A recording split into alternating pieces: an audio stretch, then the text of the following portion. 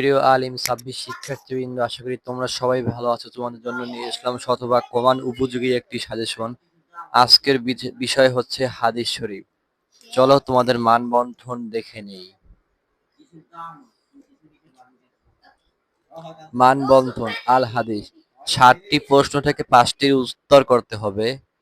16 mark, 5 গুণ 80। প্রতিটি প্রশ্নে যা থাকবে: হাদিসের অনুবাদ 10 মার্ক, সংক্ষিপ্ত প্রশ্ন 3 মার্ক, তাহকিক 3 মার্ক। চলো উছুলে হাদিস থেকে দেখি। খ. উছুলে হাদিস। 4টি প্রশ্ন থেকে 2টির উত্তর করতে হবে। 10 10 মার্ক করে 20 মার্ক। চলো সিলেবাস। মিসকাতুল মাসাবি হাদিস গ্রন্থের 4টা নির্ধারিত পর্ব: কিতাবুল ঈমান, কিতাবুল ইলম, কিতাবুল তাহারাত, কিতাবুল সালাত। এখানে তোমাদের কিতাবুল ঈমান খুবই গুরুত্বপূর্ণ এবং কিতাবুল ইলম খুবই গুরুত্বপূর্ণ। সাজেশন: মিশকাতুল গ্রন্থের হাদিস নম্বর। তোমরা হাদিস নম্বরগুলো দেখো।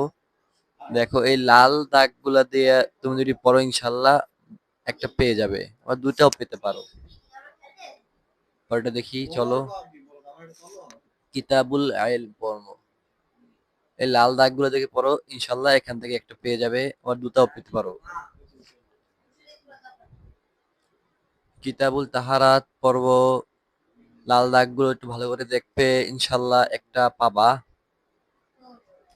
ভাগ্য তাহলে ভালো থাকলে দুটাও পাবা।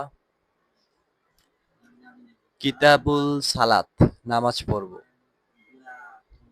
এখানকার সবগুলোই পড়তে হবে, এখান থেকে বাদ দেওয়া যাবে না কিছুই। কিতাবুস সালাতের জন্য এগুলো সবচেয়ে বেশি গুরুত্বপূর্ণ। উসুলে হাদিস। উসুলে হাদিসে তোমরা 4টা দিচ্ছি, এই 4টা থেকে 2টা ইনশাআল্লাহ পেয়ে যাবে কমান।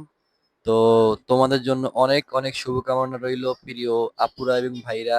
মহান আল্লাহ তাআলা তোমাদের সবাইকে এ প্লাস পাওয়ার তৌফিক দান করুক, সেই দোয়াই থাকলো। তো আল্লাহ হাফেজ।